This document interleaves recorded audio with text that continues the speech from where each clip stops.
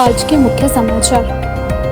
Free बिजली के वादे पर सुख सरकार पर बरसे बीजेपी नेता करे निंदा। बढ़ती महंगाई के खिलाफ शिमला में कांग्रेस का हल्ला बोल। नेता प्रतिपक्ष की अगुवाई में भाजपा पहुंची राज्यपाल के पास। जुब्बल कोटखाई में जिला परिषद चुनाव को लेकर बड़ी सरगर्मियां। पालमपुर में जिला परिषद प्रत्याशी नवीन ठाकुर को जनता का भरपूर समर्थन। पंचायत और नगर निकाय चुनावों में हस्तक्षेप का आरोप। हिमाचल में पंचायत चुनाव के पहले चरण का प्रचार थमा। शिमला में चिट्टे की तस्करी पर पुलिस का बड़ा एक्शन। अब समाचार विस्तार से।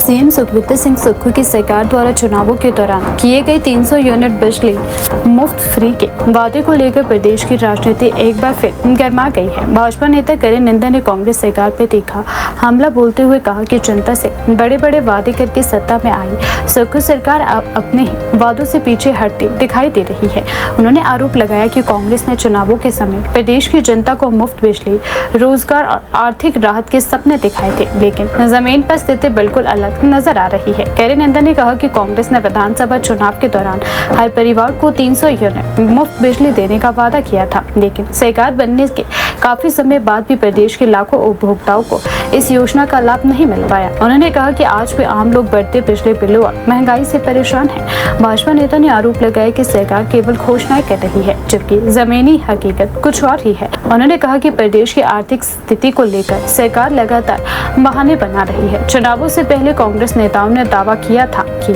सत्ता में आते ही जनता को बड़ी राहत दी जाएगी, लेकिन अब सरकार वित्तीय संकट का हवाला देकर अपने वादों से पीछे हट रही है। करे ने कहा कि अगर कांग्रेस को आर्थिक स्थिति का अंदाजा नहीं था तो फिर इतने बड़े चुनावी वादे क्यों किए गए। भाजपा नेता ने यह भी आरोप लगाया कि कांग्रेस सरकार की नीतियों के कारण प्रदेश में विकास कार्य प्रभावित हो रहे हैं। उन्होंने कहा कि एक तरफ सरकार मुफ्त सुविधाओं का वादा करती है और दूसरी तरफ जनता पर टैक्स और शुल्कों का बोझ बढ़ा रही है, जिसमें आम लोगों को भारी नाराजगी झेलनी पड़ रही है।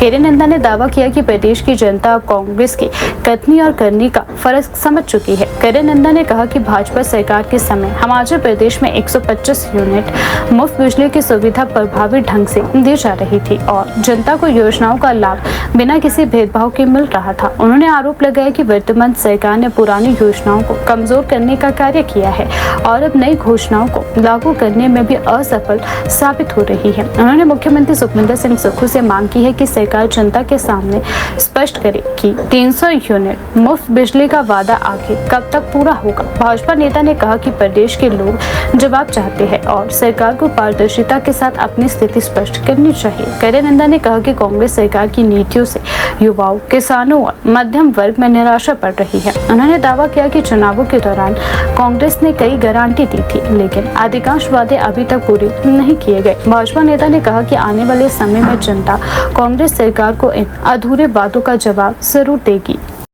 कि जिस सरकार ने सत्ता में आने के लिए 300 यूनिट बिजली फ्री देने का वादा किया था, आज सब्सिडी बंद करने पे आ गई। कांग्रेस सरकार का एक और जन विरोधी फैसला सामने आया है, जहां शिमला शहर की जनता के ऊपर एक बार फिर महंगाई का बोझ डालने का काम किया है। मैं कहना चाहूंगा कि जिस प्रकार से शिमला के अंदर बिजली के मीटर लगे थे, और शिमला एक ऐसा शहर है जहां पूरे हिमाचल प्रदेश से लोग काम करने आते हैं, चाहे वो दुकान ले लो, चाहे आउटसोर्स के एम्प्लॉयज ले लो, चाहे वो किसी भी प्रकार का आप सरकारी जॉब से लेके कहीं भी आप कंपेयर कर लीजिए, तो यहाँ के जितने भी एम्प्लॉय सेक्टर है वो यहीं पे आता है और किराएदार के रूप में रहता है। पर यहाँ की सरकार ने एक विचित्र फैसला लिया कि जो मीटर लगे हैं केवल मात्र जो है वो कुछ मीटरों के ऊपर सब्सिडी देंगे और बाकी मीटरों के ऊपर सब्सिडी बंद कर देंगे। और जो सब्सिडी बंद करने का अंजाम ये हुआ है कि जिस सरकार ने सत्ता में आने के लिए 300 यूनिट बिजली फ्री देने का वादा किया था, आज सब्सिडी बंद करने पे आ गई है। अब जितने भी किराएदार हैं जिनका शून्य बिल आया करता था, अब उनका 750 के करीब बिल आ रहा है। जो 750 के बिल आते थे वो 1850 के बिल आ रहे हैं। और देखिए, अब 1 यूनिट भी अगर मीटर चलेगा तो उनको बिल देना पड़ेगा, क्योंकि सब्सिडी जीरो कर दी है, समाप्त कर दी है। तो ये सरकार जो है किस प्रकार से काम करने का प्रयास कर रही है? अगर सरकार से पूछो तो जितने भी सरकारी मुलाजिम हैं वो कहते हैं ये सरकार का फैसला है। जनता जो है वर्तमान कांग्रेस सरकार से दुखी है और शिमला शहर और शहरी इलाकों के ऊपर जो है इस प्रकार का बोझ क्यों डाला जा रहा है ये समझ से बाहर है। इसमें देखिए अभी केवाईसी के मीटर्स आए थे, इनमें जो बिजली के मीटर्स की केवाईसी हुई थी। अब केवाईसी जब होने के उपरांत कई लोगों को ऐसे बिल आ रहे हैं जो उनके है ही नहीं। तो केवाईसी किस प्रकार से की गई? क्या केवाईसी करने वाली एजेंसी ठीक नहीं थी? साथ में आप देखेंगे कि यहाँ पर जो लोग रहते हैं वो lower middle class and upper middle class के लोग रहते हैं। अगर वो जो है या रेंटल पे अकोमोडेशन लेकर काम कर रहे हैं तो उनका क्या कसूर है? और बिजली के बिलों को किसको अदा करना पड़ता है? ये जो काम कर रहे हैं। तो यहाँ पर जो है लगातार महंगाई को बढ़ावा दिया जा रहा है और इस प्रकार के निर्णय लेके जो है वो जनता को परेशान करने में ये सरकार लगी है। भारतीय जनता पार्टी की हिमाचल प्रदेश इकाई ने नगर निगम और पंचायत चुनावों के दौरान आचार संहिता के कथित उल्लंघन चुनावी प्रक्रिया में हस्तक्षेप को लेकर राज्यपाल को ज्ञापन सौंपा। भाजपा प्रदेश अध्यक्ष और नेता प्रतिपक्ष की अगुवाई में पार्टी का प्रतिनिधि मंडल राजभवन पहुंचा, जहां उन्होंने राज्यपाल से मुलाकात कर प्रदेश सरकार पर लोकतांत्रिक संस्थाओं और चुनावी प्रक्रियाओं को प्रभावित करने के गंभीर आरोप लगाए। भाजपा नेताओं ने आरोप लगाया कि प्रदेश में चुनावी प्रक्रिया के दौरान आदर्श आचार संहिता लागू होने के बावजूद सरकार लगातार ऐसे फैसले ले रही है जिससे चुनाव प्रक्रिया प्रभावित हो रही है। पार्टी का कहना है कि सरकार प्रशासनिक और राजनीतिक स्तर पर ऐसे कदम उठा रही है जिससे निष्पक्ष चुनाव प्रक्रिया पर सवाल खड़े हो रहे हैं।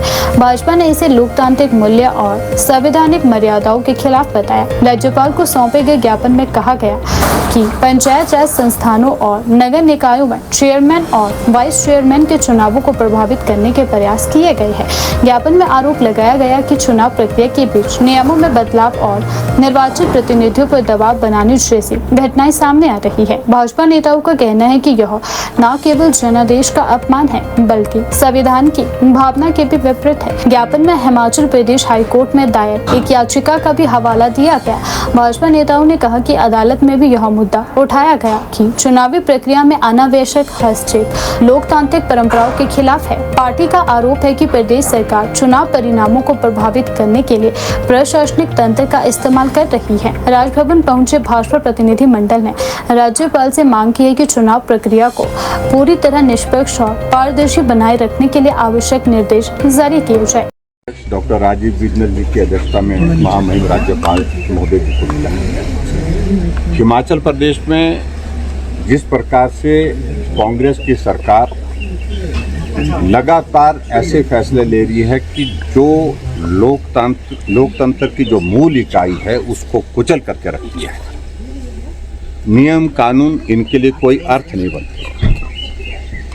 और पहले तो पंचायत के चुनाव को टालने के लिए डिजास्टर एक्ट लगा करके जो प्रयत्न किए उसमें विफल हुए, हाई कोर्ट में हुए, सुप्रीम कोर्ट में। और आज अगर चुनाव हिमाचल प्रदेश में हो रहे हैं तो वो सुप्रीम कोर्ट की डायरेक्शन के मुताबिक, उस फैसले के मुताबिक हो रहे हैं। अब उसके बावजूद भी इस चुनाव को प्रभावित करने के लिए प्रदेश सरकार के मुख्यमंत्री सुखविंदर सिंह सुक्खू जी कोई कसर नहीं छोड़ रहे। एक तो मॉडल कोड ऑफ कंडक्ट का वायलेशन बहुत बड़े स्तर पर हुआ है और उसके बाद और भी चीजों को आने वाले समय में जो जनमत आया है उसको प्रभावित करने के लिए अलग अलग नियमों में जो है परिवर्तन करने की दिशा में अलग अलग कदम उठाए जा रहे हैं। पहली बात तो यही है कि मॉडल कोड ऑफ कंडक्ट का वायलेशन। कॉर्पोरेशन के चुनाव में जाते हैं, पार्टी के सिंबल पर चुनाव हो रहा है और आचार संहिता लगी हुई है। मुख्यमंत्री जाते हैं और कहते हैं कि कांग्रेस का काउंसलर चुन करके भेजिए, मैं 50 लाख रुपए आपके लिए विकास के लिए दूंगा। एक जगह करोड़ के लिए बिका। ये सीधी सीधी आचार संहिता के उल्लंघन की एक जो है वो एक तरह की जो है वो उनकी ओर से जो है वो खुलेआम जो है जिसको शुरुआत की गई। इसके अलावा आगे बढ़ करके आपने इस बात को भी देखा कि हिमाचल प्रदेश में नगर परिषद, नगर पंचायत के चुनाव के परिणाम आ गए। मेजॉरिटी जगह हिमाचल प्रदेश में जो काउंसलर चुन करके आए हैं उसमें भारतीय जनता पार्टी के समर्थित जो है कैंडिडेट वो ज्यादा आए। 25 में से 18 नगर परिषद में हमारी मेजॉरिटी आई है आज की तारीख में। 22 में से 12 नगर पंचायतों में मेजॉरिटी आई है, लेकिन उसको प्रभावित करने के लिए अब रास्ता कैसे निकाला जाए उसको तलाश रहे हैं। और उसके लिए परिवर्तन क्या कर दिए?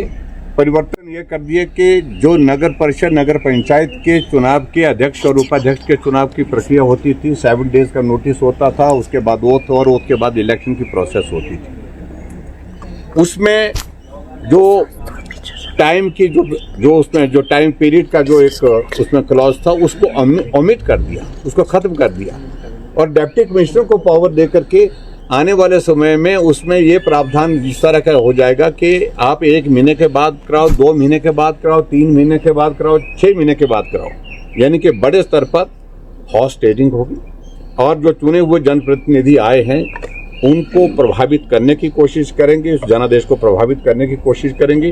धमकियां दी जा रही है, विजिलेंस के केस आपके खिलाफ खोलेंगे अगर आप हमारा समर्थन नहीं करेंगे। ट्रांसफर के धमकियां दी जा रही है, जिनके परिवार के लोग नौकरी करते हैं उनको कहा जा रहा है कि बदल देंगे। तो इस तरह से उस जनादेश को प्रभावित करने की कोशिश कर रहे हैं। और इसके बाद एक फैसला और होता है, कैबिनेट की मीटिंग बुलाई जाती है। चुनाव में आचार संहिता लगी है, पूरे प्रदेश भर में चुनाव हो रहे हैं और आचार संहिता के बीच में कैबिनेट के फैसले लिए जाते हैं और कहते हैं कि इसकी ऑफिशियल ब्रीफिंग नहीं करेंगे। ऑफिशियल ब्रीफिंग ना करके मीडिया को जो है वो सारे के सारे फैसले बता दिए जाते हैं और फैसले के लिए जो चुनाव को प्रभावित करते हैं। गारंटी 1500 की जो महिलाओं को चुनाव से पहले दी थी उसको लागू करने की घोषणा की। क्या ये चुनाव की आचार संहिता का उल्लंघन नहीं है? क्या ये पहले नहीं कर सकते थे या बाद में कर सकते थे? हिमाचल प्रदेश में बजट अनाउंसमेंट जो की है अलग अलग सेक्शन के लिए, अलग अलग ऑनरेरियम बढ़ाने के लिए, डेली का वो बढ़ाने के लिए, वो सारी चीज़ों को लेकर के उसके बारे में फैसला बिल्कुल आचार संहिता के बीच में किया, वो भी एक वायलेशन है। इसलिए हमने उचित समझा कि जिस प्रकार से जनादेश को प्रभावित करने की कोशिश की जा रही है, बाधित करने की कोशिश की जा रही है, कुचलने की कोशिश की जा रही है, महामहिम राज्यपाल महोदय जी को मिलकर के अपनी बात रखी जाए। इसलिए पार्टी अध्यक्ष डॉक्टर राजीव बिंदल जी की अध्यक्षता में जाकर के हमने अपनी बात वहाँ पर कही है और हमने ये भी कहा है कि इसमें जो नियम और कानून की जिस प्रकार से धज्जियाँ उड़ाई जा रही हैं उस पर सरकार को कम से कम राज्यपाल महोदय जी के माध्यम से पूछा जाए कि आखिर परिणाम भारतीय जनता पार्टी के पक्ष में आए हैं, नगर परिषद में भी, नगर पंचायत में, लेकिन उसको बाधित और प्रभावित करने की कोशिश है वो जारी। लगातार जो काउंसलर आए हैं उनको दबाने की कोशिश की जा रही है। किसी का बिजनेस है, उस बिजनेस में कई तरह की सरकार की एजेंसीज जो हैं उसमें दखल दे करके उसको परेशान करने की कोशिश कर रही हैं। कर्मचारी किसी परिवार का है, उनको ट्रांसफर करने की धमकी दी जा रही है। कोई बिजनेस कोई अपना करता है, कोई कारोबार करता है, विजिलेंस के केसेस उनके खिलाफ बनाने के आदेश दिए जा रहे हैं। तो इस तरह की बहुत सारी चीज़ें चल रही हैं, तो जिसका हम डट करके विरोध करेंगे। और मैं यही कहूँगा कि हम जनादेश का सम्मान करते हैं और जनादेश भारतीय जनता पार्टी के पक्ष में आया है और हिमाचल प्रदेश में कांग्रेस सरकार को खाड़ फेंकने का सीधा संदेश जो है नगर परिषद नगर पंचायत के चुनाव में पहले दौर में आ चुका है। हिमाचल प्रदेश में 3 चरणों में आयोजित हो रही पंचायती राज संस्थानों के चुनाव के पहले चरण के लिए प्रचार अभियान थम चुका है। अब मंगलवार 26 जनवरी को प्रदेश की 1293 पंचायतों में मतदान होगा। चुनाव प्रक्रिया को शांतिपूर्ण, निष्पक्ष और पारदर्शी तरीके से संपन्न कराने के लिए राज्य निर्वाचन आयोग और प्रशासन ने व्यापक तैयारियां पूरी कर ली है। चुनावी प्रचार समाप्त होने के बाद अब प्रत्याशी डोर टू डोर संपर्क और व्यक्तिगत स्तर पर मतदाताओं को साधने में जुट गए हैं। राज्य निर्वाचन आयोग के अनुसार पहले चरण के मतदान के लिए पोलिंग पार्टियों को मतदान सामग्री के साथ रविवार को ही संबंधित क्षेत्रों के लिए रवाना कर दिया गया। दुर्गम और जनजातीय इलाकों में तैनात कर्मचारियों को पहले ही भेज दिया गया था ताकि खराब मौसम या कठिन भौगोलिक परिस्थितियों के बावजूद मतदान प्रक्रिया समय पर शुरू हो सके। प्रशासन ने संवेदनशील और अति संवेदनशील मतदान केंद्रों पर विशेष सुरक्षा इंतजाम भी किए हैं। निर्वाचन आयोग की ओर से चुनाव ड्यूटी के लिए कुल 8198 कर्मचारियों और अधिकारियों की तैनाती की गई है। मतदान केंद्रों पर सुरक्षा व्यवस्था बनाए रखने के लिए पुलिस और होमगार्ड जवानों की भी तैनाती की गई है। आयोग ने स्पष्ट किया है कि मतदान प्रक्रिया के दौरान कानून व्यवस्था भंग करने वालों के खिलाफ सख्त कार्यवाही की जाएगी। प्रदेश में पंचायती राज संस्थानों के चुनाव 3 चरणों में कराए जा रहे हैं। पहले चरण का मतदान 26 मई, दूसरे चरण का 28 मई और तीसरे और अंतिम चरण का मतदान 30 मई को होगा। पंचायत प्रधान, उप प्रधान और पंच पदों के परिणाम मतदान समाप्त होने के तुरंत बाद घोषित कर दिए जाएंगे। वहीं जिला परिषद और पंचायत समिति सदस्य के नतीजे तीनों चरणों के मतदान प्रक्रिया पूरी होने के बाद 31 मई को एक साथ घोषित किए जाएंगे। देखिए, हिमाचल प्रदेश में टोटल 3,754 पंचायतें हैं और इन टोटल पंचायतों में हमारे 31,182 पंचायती संस्थाओं के पदाधिकारी चुने जाएंगे, जिसमें से फर्स्ट फेज में हमारे कल निर्वाचन है वो है 1293 पंचायतों का। सेकंड फेज में हमारा इलेक्शन जाएगा वो 1274 का और थर्ड फेज में हमारी 1187 पंचायतों में चुनाव होगा। देखिए, टोटल पूरे हमारे 21,678 मतदान केंद्र हमने स्थापित किए हैं, जिसमें से हमारे 16,539 मतदान केंद्र जो बिल्कुल सामान्य हैं, लगभग 3,554 संवेदनशील हैं और 1,585 मतदान केंद्र जो हैं वो अति संवेदनशील हैं। तो जो संवेदनशील और अति संवेदनशील हमारे मतदान केंद्र हैं उन पे CCTV लगवाए गए हैं और उनके ऊपर वेबकास्टिंग की जा रही है, लाइव वेबकास्टिंग होगी। उसके अलावा जहाँ पे भी प्रशासन को, जिला प्रशासन को कहीं भी लगता है कि यहाँ पे कोई समस्या आ सकती है, तो वहाँ पे आयोग ने स्पष्ट निर्देश दिए हैं कि वहाँ पे वीडियोग्राफर्स तैनात किए जाएं, ताकि किसी भी तरह की कोई अनटूवर्ड इंसिडेंट आता है तो उसको रिकॉर्ड किया जाए। 2020 में कितनी पोलिंग हुई थी और इस बार आयोग क्या ऐसे उपाय कर रहा है कि जिससे पोलिंग जो है वो थोड़ी बढ़े? देखिए, 2020 में हमारा लगभग 78% के आसपास जो टोटल मतदान प्रतिशत रहा था। इस बार आयोग इसको बढ़ाने के लिए पूरा हमने प्रयास किए हैं। आकाशवाणी पे, FM बैंड पे, रेडियो, दूसरे जो केंद्र हैं उनके ऊपर, अखबारों में हमने हर तरह से अपनी मैसेज चला रहे हैं, अवेयरनेस कैंपेन चल रही है। लगभग 1 वर्ष से आयोग जो था वो जिलों में जाकर हर जिला निर्वाचन अधिकारी के साथ, सारे प्रशासनिक अमला के साथ बैठकें करता रहा। हमने लगभग काजा से लेके चंबा तक हमने लगभग 13-14 बैठकें जो है वो सारे जिला प्रशासनों से की, तैयारियों का जायजा लिया और वहाँ पे अवेयरनेस कैंपेन चलाई। तो आयोग को विश्वास है कि इस बार हमारी परसेंटेज डेफिनेटली बढ़ेगी। भारतीय जनता पार्टी की हिमाचल प्रदेश इकाई ने पंचायती राज और नगर निकाय चुनावों में कथित हस्तक्षेप तथा नियमों में बदलाव को लेकर प्रदेश सरकार के खिलाफ मोर्चा खोल दिया है। भाजपा प्रदेश अध्यक्ष डॉक्टर राजू बिंदल के नेतृत्व में पार्टी का एक प्रतिनिधि मंडल आज लोक भवन पहुंचा, जहां उन्होंने महामहिम राज्यपाल से मुलाकात कर ज्ञापन सौंपा। इस दौरान नेता प्रतिपक्ष एवं पूर्व मुख्यमंत्री जयराम ठाकुर विशेष रूप से मौजूद रहे। भाजपा प्रतिनिधि मंडल ने राज्यपाल को सौंपे ज्ञापन में आरोप लगाया कि कांग्रेस सरकार पंचायती राज नगर निकाय चुनावों के दौरान लोकतांत्रिक प्रक्रियाओं को प्रभावित करने का प्रयास कर रही है। पार्टी नेताओं ने कहा कि चुनावी प्रक्रिया शुरू होने के बाद लगातार नियमों और अधिनियमों में बदलाव किए जा रहे हैं, जो लोकतांत्रिक परंपराओं और संवैधानिक मूल्यों के खिलाफ है। राज्यपाल से मुलाकात के बाद मीडिया को संबोधित करते हुए भाजपा प्रदेश अध्यक्ष डॉक्टर राजू बिंदल ने कहा कि भारतीय जनता पार्टी लोकतंत्र और संविधान की रक्षा के लिए राज्यपाल के समक्ष अपनी बात रखने पहुंची है। उन्होंने कहा कि पंचायती राज और नगर निकाय चुनाव लोकतंत्र की बुनियाद होते हैं और हिमाचल प्रदेश में ये चुनाव किसी राजनीतिक दल के चुनाव चिन्ह पर नहीं लड़े जाते। इसके बावजूद कांग्रेस सरकार और मुख्यमंत्री चुनावी प्रक्रिया में अनावश्यक हस्तक्षेप कर रहे हैं। डॉक्टर बिंदल ने आरोप लगाया कि चुनाव प्रक्रिया शुरू होने के बाद नियमों और अधिनियमों में संशोधन करना लोकतांत्रिक परंपराओं के खिलाफ है। उन्होंने कहा कि रिजर्वेशन एक्ट में बदलाव कर अधिकारियों को अतिरिक्त शक्तियां देना और चेयरमैन एवं वाइस चेयरमैन के चुनाव से जुड़े नियमों में संशोधन करना इस बात का संकेत है कि कांग्रेस सरकार बैकडोर तरीके से चुनावी प्रक्रिया को नियंत्रित करना चाहती है। उन्होंने कहा कि यह केवल नियमों के साथ छेड़छाड़ नहीं बल्कि जनमत, जनप्रतिनिधियों और लोकतांत्रिक मूल्य का भी अपमान है। भाजपा प्रदेश अध्यक्ष ने आरोप लगाया कि कांग्रेस सरकार चुनावों में अपनी राजनीतिक स्थिति मजबूत करने के लिए प्रशासनिक और कानूनी प्रक्रियाओं का दुरुपयोग कर रही है। डॉक्टर बिंदल ने कहा कि प्रदेश भर में कांग्रेस पार्टी अपनी जमीन खो चुकी है और जनता का भारी आक्रोश सरकार के खिलाफ दिखाई दे रहा है।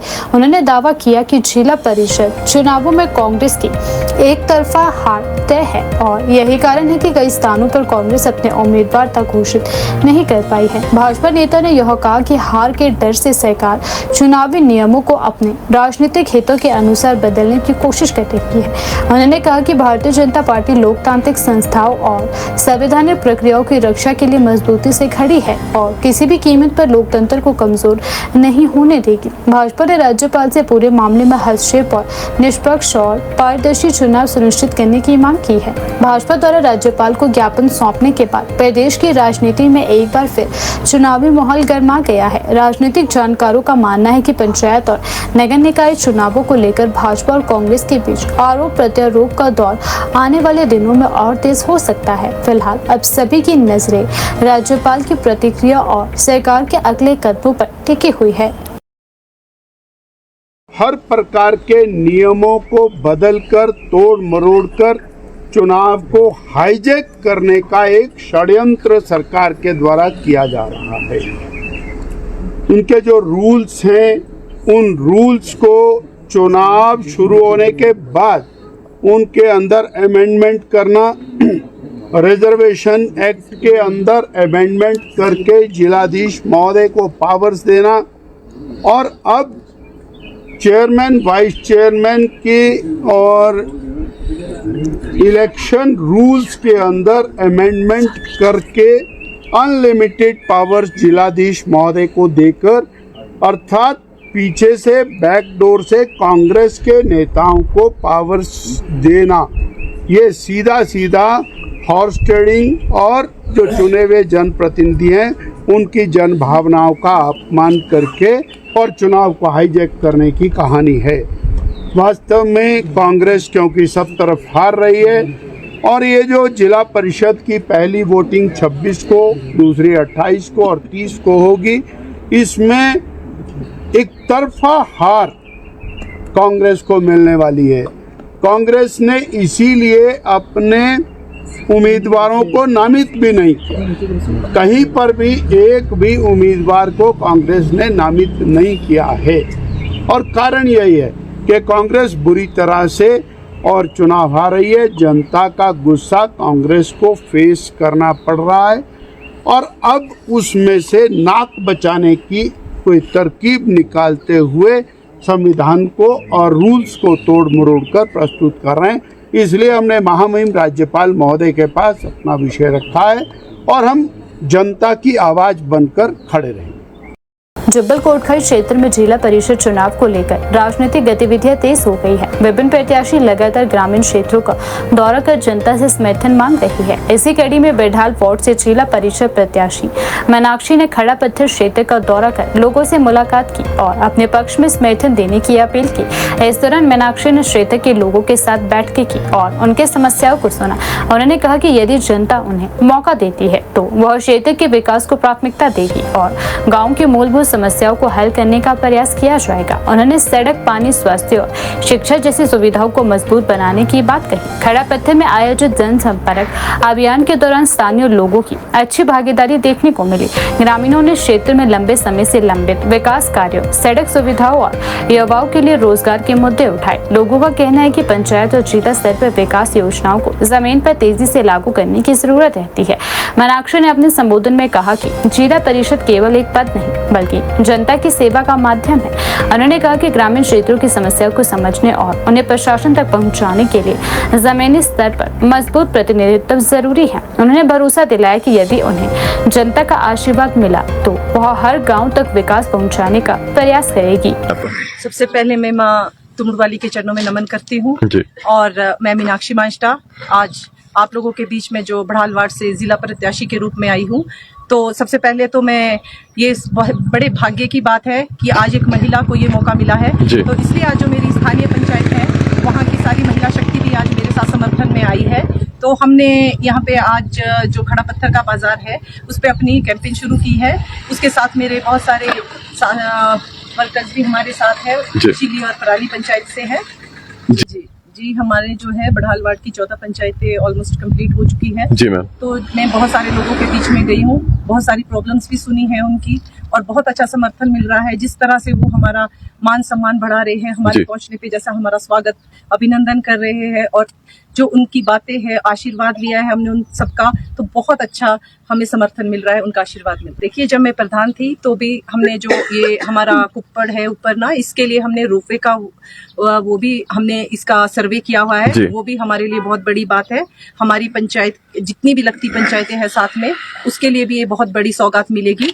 और जितने भी मैंने 14 पंचायतों का दौरा किया है तो ये किसी से छुपी नहीं है कि जो हमारी 14 पंचायतें हैं ये एक सौंदर्य का जीता जागता उदाहरण है। तो जैसे ग्राउक बेल्ट भी हमने देखी और भी हमने बहुत सारी बेल्ट्स देखी है। तो मेरा एक विजन के साथ मैं आज ये चुनाव लड़ना चाह रही हूँ कि जितना भी है टूरिज्म की दृष्टि से मैं इसको प्राथमिकता देना चाहूंगी। जी, हमारा जो चुनाव चिन्ह है वो ताला चाबी है। तो मैं जितने भी मेरे 14 पंचायत के लोग हैं, जितने भी 14 पंचायतों में मेरे साथ समर्थन है, जितना भी उनका आशीर्वाद है, सब लोगों से यही अपील रहेगी कि आप इस पर अपना वोट दें और मुझे सफल बनाएं अपने आशीर्वाद। जो पहला चरण होता है, जो हमारा फर्स्ट वो है, वो हमने कंप्लीट कर चुके हैं। मेरी ऑलमोस्ट सारी पंचायतें कैंपेन हो चुकी है। अब कल के बाद जो हमारा रहेगा वो हमारा ये रहेगा, जितने भी हमारे से थोड़े लोग बच रहे हैं उनके बीच में मैं जाना शुरू करूंगी और उनका आशीर्वाद लूंगी। तो अच्छा सवाल है। मैं जितने भी लोगों के बीच में गई, सबने समस्याएं बताई, तो मेरा अगर मुझे लोगों के समर्थन से ये मौका मिलता है, जिस तरह से मुझे अपनी पंचायत में सेवा करने का मौका मिला था, अगर ये 14 पंचायतों का मौका मुझे मिलता है तो मेरा रहेगा जो भी हमारा जिला परिषद का बजट होगा, जिस भी विलेज के लिए वो लगेगा या जिस भी पंचायत में लगेगा, तो मेरा सबसे पहला काम ये रहेगा कि मैं लोगों के बीच में उसको डिस्कस करेंगे कि हमें ये कौन से विकास के लिए लगाना है। क्योंकि आज तक जितनी भी हमारी शेल्फ बनती है वो एक कमरे के अंदर तक ही सीमित रह जाती है। लोग इस चीज को जान नहीं पाते कि हमारी कौन सी स्कीम किस काम के लिए आई है। तो मेरा सबसे पहली प्रायोरिटी यही रहेगी कि जितना भी मेरा बजट है वो लोगों के बीच में डिस्कस करके उन्हीं के बीच उनसे ये पूछा जाए कि किस कार्य के लिए लगाना है। सबसे पहला ये रहेगा। और थोड़ा सा मेरा एक विजन और भी रहेगा कि जो स्पोर्ट्स की एक्टिविटीज होगी, मैं बच्चों के लिए उसको ज्यादा बढ़ावा देना चाहूंगी। क्योंकि जितना भी हमारा नशे के लिए बच्चे आज की डेट में, आपको पता है, सारे युवा पीढ़ी जो है हमारी निरंतर इस ओर जा रही है। तो यदि अगर स्पोर्ट्स की एक्टिविटीज के लिए ज्यादा बजट प्रोवाइड करने की मेरी वो रहेगी, प्राथमिकता रहेगी, ताकि बच्चे जो है नशे से हटके थोड़ा एक्टिविटीज की ओर ध्यान दें। पालमपुर में जिला परिषद चुनाव को लेकर राजनीतिक गतिविधियां लगातार तेज होती जा रही है। इसी बीच जिला परिषद प्रत्याशी नवी ठाकुर को क्षेत्र की जनता का भरपूर सहयोग और समर्थन मिलता दिखाई दे रहा है। गांव-गांव जाकर लोगों से संपर्क अभियान चला रहे नवी ठाकुर को स्थानीय निवासियों का सकारात्मक प्रतिसाद मिल रहा है। चुनावी सभाओं और जनसंपर्क कार्यक्रमों में बड़ी संख्या में लोग उनकी बात सुनने पहुँच रहे हैं। मीडिया से बातचीत के दौरान नवी ठाकुर ने कहा कि उनका मुख्य उद्देश्य क्षेत्र का समग्र विकास और जनता की समस्याओं का समाधान करना है। उन्होंने कहा कि ग्रामीण क्षेत्रों में आज भी सड़क, पेयजल, स्वास्थ्य और रोजगार जैसी कई मूलभूत समस्याएं मौजूद है, जिन पर गंभीरता से काम किए जाने की आवश्यकता है। उन्होंने भरोसा जताया कि यदि जनता उन्हें सेवा का अवसर देती है तो वह पूरी ईमानदारी और पारदर्शिता के साथ क्षेत्र के विकास कार्यों में आगे आएगी। साथ समर्थन, हौसला बढ़ रहा है। कंधे से कंधा मिला के मेरी माताएं बहनें चल रही है, मेरे युवा भाई चल रहे हैं साथ में मिलके, और हम जोर शोर से जो है वो क्षेत्र के विकास के लिए लड़ाई लड़ रहे हैं सब मिलकर। माहौल बहुत अच्छा है और नतीजे भी अच्छे ही देखने को मिलेंगे आने वाले समय में। आपको लोगों का भरपूर समर्थन मिल रहा है, लोगों का भरपूर साथ हमको मिल रहा है, प्यार मिल रहा है, क्योंकि जनता अब समझदार हो चुकी है। उन्हें पता है कि कौन काम करेगा और कौन विकास की धारा को यहाँ पे चलाएगा।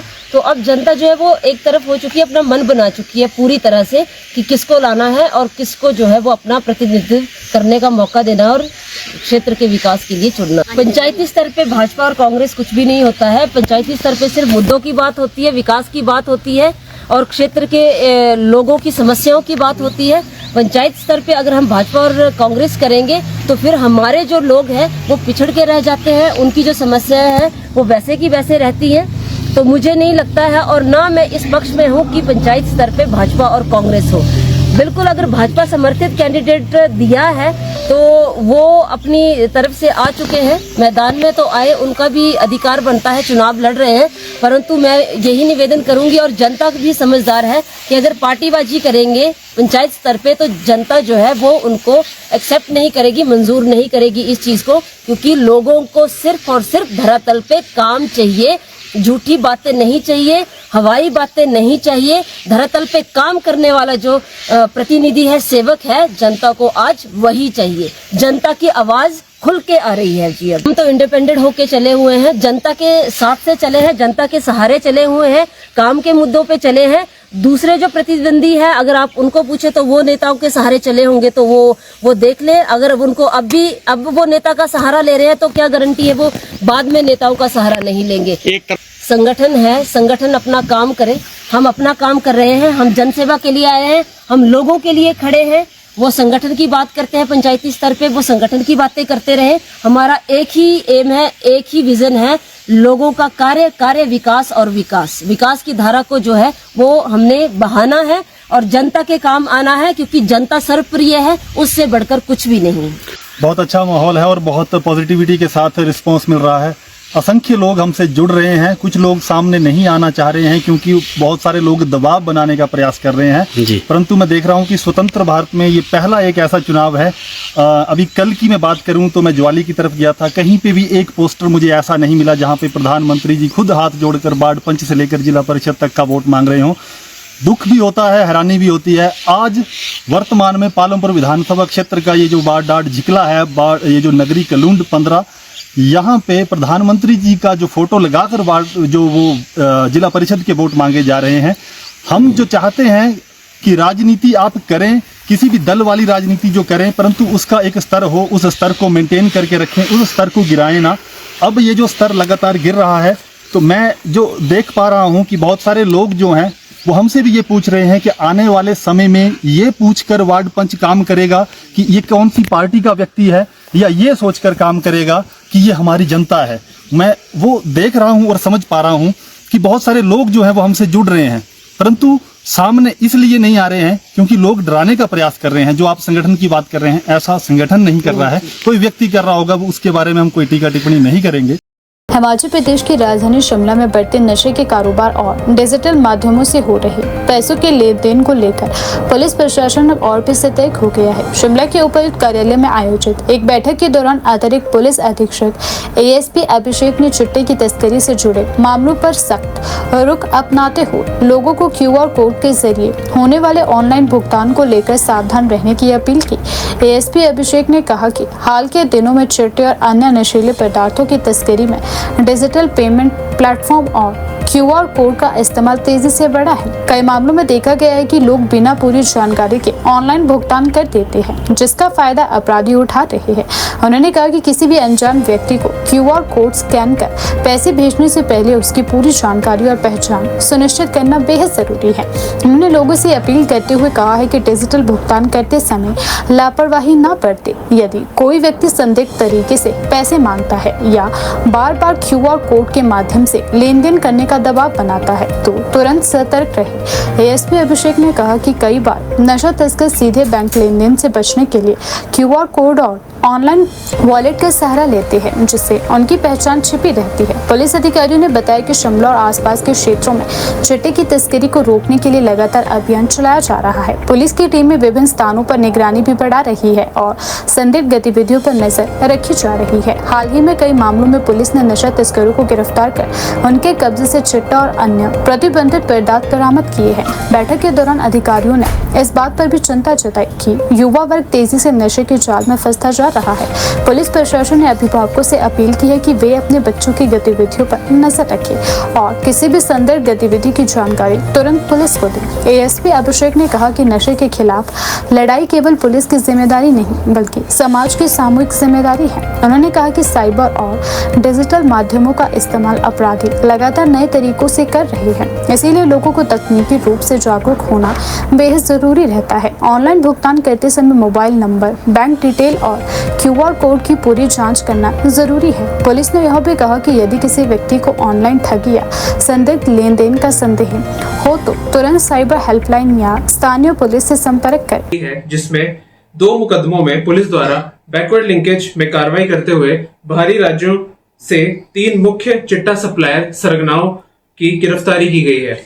दिनांक 18/5/26 को अभियोग संख्या 34/26 पुलिस थाना संजौली में पुलिस टीम द्वारा रवि कुमार उम्र 35 वर्ष निवासी संजौली के कब्जे से लगभग 26 ग्राम चिट्टा बरामद किया गया था। तफ्तीश के दौरान पुलिस द्वारा आरोपी के बैकवर्ड लिंकेज, तकनीकी साक्ष्यों एवं वित्तीय लेन देन की विस्तृत जांच की गई। जांच में यह सामने आया कि आरोपी संजौली में डेयरी की एक दुकान चलाता है। वह अपनी दुकान में आने वाले डेयरी का सामान खरीदने वाले ग्राहकों से विभिन्न QR स्कैनर्स पर धनराशि ट्रांसफर कराता था, जो अकाउंट उसके नाम पर नहीं थे। उक्त धनराशि का उपयोग नशीले पदार्थों की खरीद फरोख्त में किया जा रहा था, जबकि पैसे ट्रांसफर करने वाले ग्राहकों को इसकी कोई जानकारी नहीं थी। जांच में यह भी पाया गया कि आरोपी द्वारा यह तरीका नशीले पदार्थों की खरीद से संबंधित डिजिटल ट्रेल को छुपाने के उद्देश्य से अपनाया जा रहा था। आगे की जांच में यह सामने आया कि आरोपी रवि कुमार तरन तारण निवासी एक युवक को नशा तस्करी के ये पैसे भिजवाता था, जो कि बदले में उसे यह नशा सप्लाई करता था। उक्त तथ्यों के आधार पर पुलिस टीम द्वारा कार्रवाई करते हुए दिनांक 22/5/26 को मामले में चिट्टा सप्लायर आरोपी सरगना शवनदीप पुत्र गोल्डी कुमार, जिला तरन तारण पंजाब, उम्र 21 वर्ष को अमृतसर पंजाब से गिरफ्तार किया गया। मामले में आगामी अन्वेषण जारी है।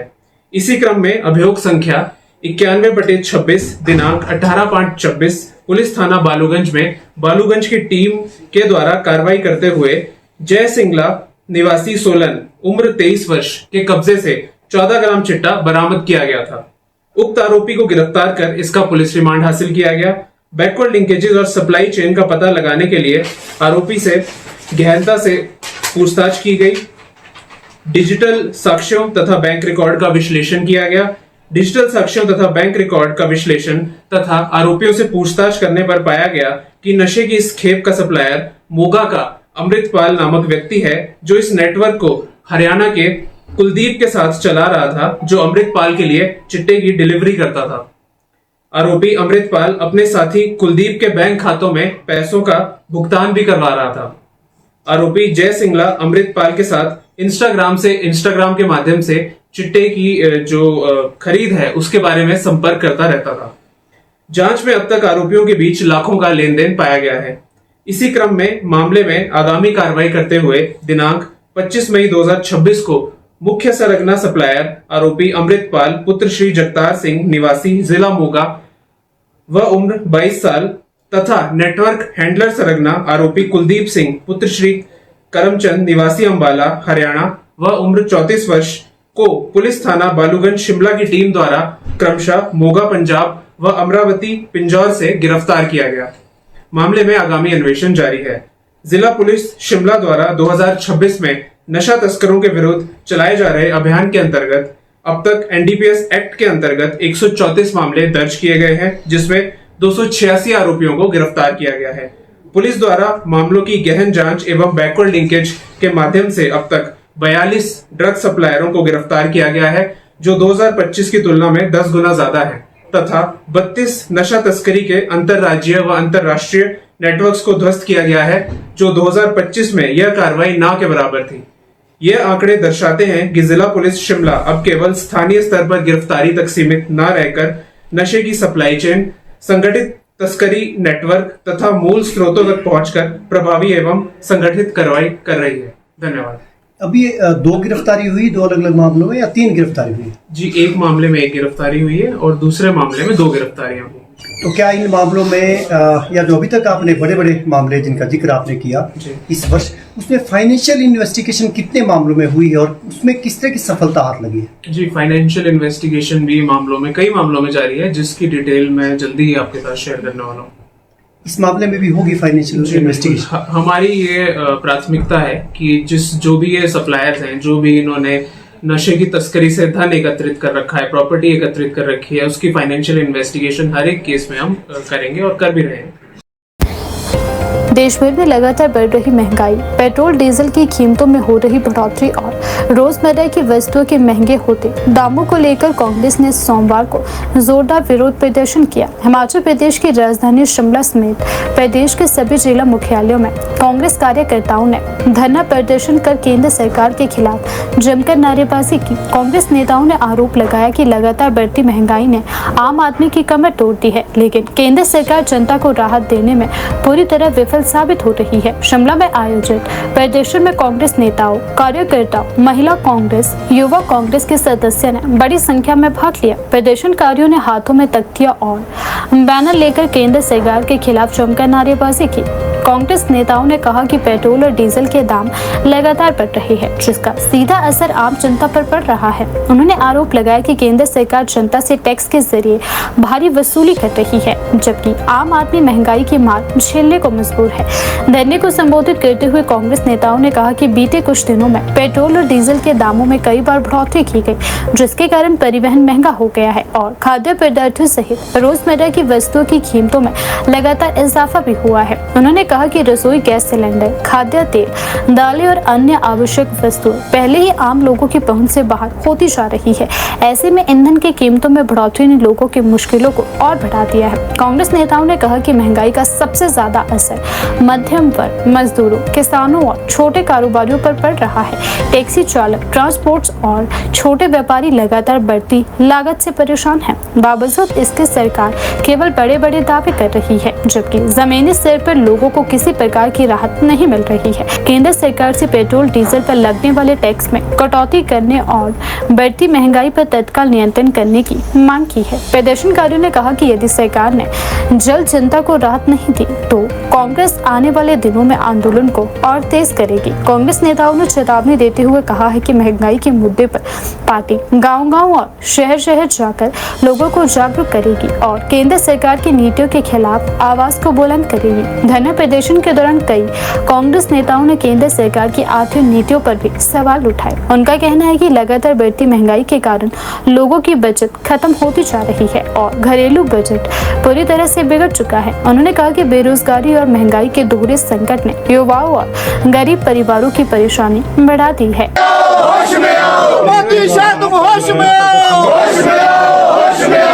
महंगाई की मार कम करनी होगी, करनी होगी, करनी होगी। महंगाई की मार कम करनी होगी, करनी होगी, करनी होगी। मोदी शाह होश में आओ, होश में आओ, होश में आओ। मोदी शाह होश में आओ, होश में आओ, होश में आओ। मोदी शाह होश में आओ, होश में आओ, होश में आओ। महंगाई की मार कम करनी होगी, करनी होगी, करनी होगी। पेट्रोल डीजल के दाम कम करने होंगे, करने होंगे, करने होंगे। पेट्रोल डीजल के दाम कम करने होंगे, करने होंगे, करने होंगे।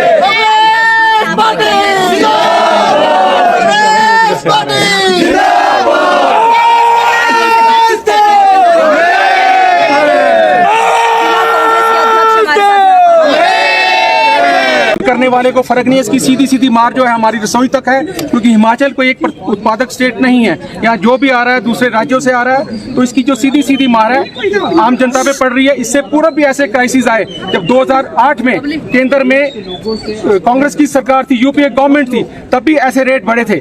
लेकिन तत्कालीन हमारे जो प्रधानमंत्री थे स्वर्गीय सरदार मनमोहन सिंह और पी चिदम्बरम जी, उन्होंने अपने संयम से, अपने विवेक से ऐसी स्थिति पैदा की कि ना केवल उस स्थिति से निकले बल्कि पूरे विश्व में अपना लोहा मनाया। और तत्कालीन जो अमेरिकन प्रेसिडेंट थे जॉर्ज बुश, उन्होंने भी अप्रिशिएट किया। लेकिन आज हमारे प्रधानमंत्री को अमेरिका जाके पूछना पड़ रहा है क्या हम ईरान से पेट्रोल खरीद सकते हैं, क्या हम रशिया से पेट्रोल खरीद सकते हैं, डीजल खरीद सकते हैं। ये हमारी जो केंद्र सरकार की जो कुनीतियां हैं उसकी वजह से जो ये खमियाजा है आम जनता को भुगतना पड़ रहा है। कांग्रेस इसको जन आंदोलन बनाएगी, सदन के अंदर हमारे लीडर इसकी बात उठाएंगे और सड़कों पे हम उतरेगी, कांग्रेस के कार्यकर्ता उतरेगा। हम कांग्रेस आज गरीब जनता के साथ है, एक एक मजदूर के साथ है, और जब तक उनको हक नहीं मिलेगा कांग्रेस इस तरह सड़कों पे रहेगी। फर्क पड़ेगा। हम हिमाचल भी से छूता नहीं है, पूरे हिंदुस्तान में इसकी मार पड़ी है। लेकिन जिस तरह आप खुद कह रहे हैं कि सारी हिमाचल उत्पादक स्टेट नहीं है, सारा कुछ यहाँ से बाहर से आ रहा है, सीधी सीधी मार जो है आम जनता पे पड़ रही है। इससे पहले इन्होंने हिमाचल से वैसे ही हमारा सौतेला व्यवहार किया, आरडीजी ग्रांट हमारी बंद कर दी, उसके ऊपर ऐसे बोझ। तो मुझे लगता है केंद्र सरकार हिमाचल सरकार के साथ तो सौतेला व्यवहार कर रही है, हिमाचल के लोगों के साथ सौतेला व्यवहार कर रही है, बल्कि पूरे हिंदुस्तान के साथ जो उन्होंने चुनावी वादे किए थे, जो जुमले किए थे, जो ये वहां से वापस आए। जब इससे पहले 5 राज्यों में इलेक्शन चले, इलेक्शन के आते ही कमर्शियल सिलेंडर का 1000 रुपए रेट बढ़ा दिया। उसके बाद पिछले 10 दिन में 8 रुपए से ऊपर डीजल और पेट्रोल के रेट हाइक कर दिए। वो कह रहे हैं कि गोल्ड मत कीजिए, कल तो ये कहेंगे आप उपवास रखिए, खाना भी मत खाइए। तो मुझे लगता है केंद्र सरकार बिल्कुल विफल है। उनको नैतिकता के आधार पर हमारे प्रधानमंत्री जी को रिजाइन कर देना चाहिए, क्योंकि देश उनसे नहीं चल रहा और कांग्रेस इस आंदोलन को आगे लेके जाएगी।